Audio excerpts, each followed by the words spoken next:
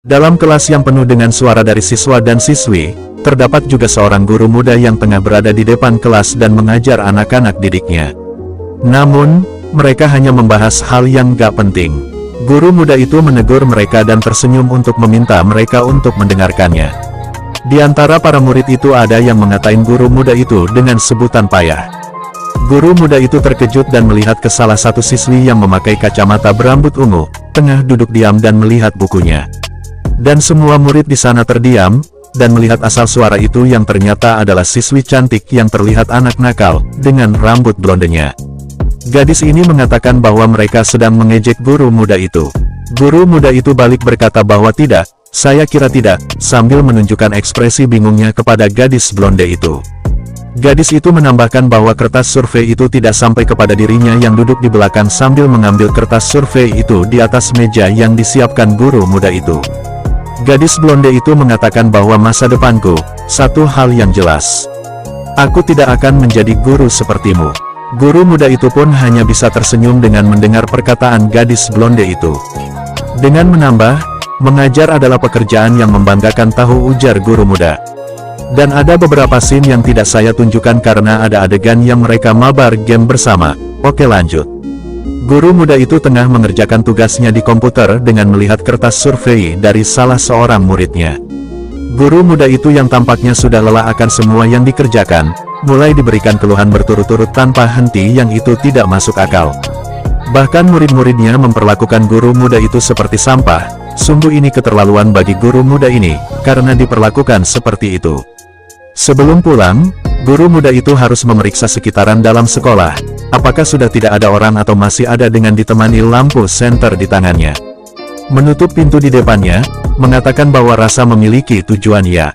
Mengapa saya menjadi guru? Tanya guru muda itu kepada dirinya sendiri. Terdengar di dalam kepala guru muda itu, dikatakannya terima kasih telah mengunjungi Guilty Hall, Tuan Sasaki. Sasaki yang mendengar itu seketika takut dan syok akan suara itu, dengan diperlihatkan foto-foto siswi-siswi di sekolah ini. Sasaki bertanya dengan melihat apa yang terjadi di belakangnya. Melihat, di sana terpampang foto siswi-siswi yang gak tahu ulah siapa itu. Dan dikatakan bahwa pilih murid favorit Anda kepada Sasaki. Di sana lebih diperjelas foto siswi-siswi itu, yang tampaknya adalah murid Sasaki yang diberikan pengajaran tadi. Gadis mana yang Anda inginkan hari ini? Tanya suara misterius kepada Sasaki, sambil menunjukkan beberapa foto murid-murid Sasaki.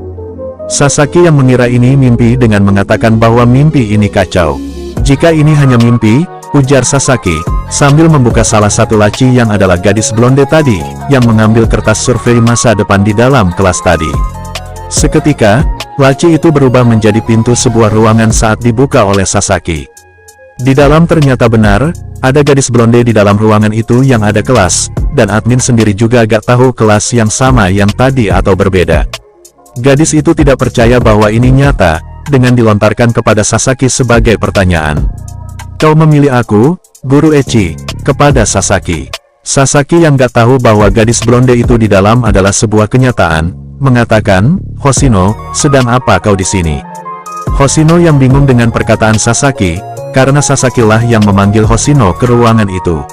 Sasaki yang bertanya dalam dirinya, bahwa apa yang terjadi, ini mimpi kan, sambil memalingkan wajah dari Hoshino.